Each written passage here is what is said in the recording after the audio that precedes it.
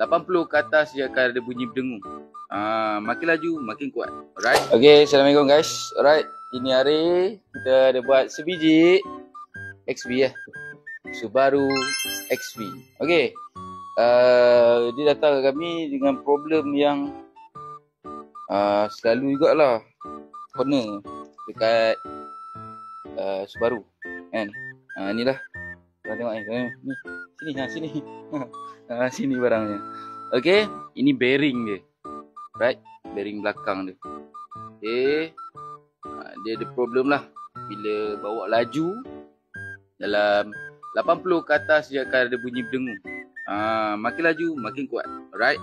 Okey, yang ni kita dengar Kita dengar sikit. Okay, dia ada bunyi. Dia bunyi geseran. So bearing dia pun dah out dah. Ini dia tukar bearing. Yang ni lama. Ini baru tengok baru punya. Senyap.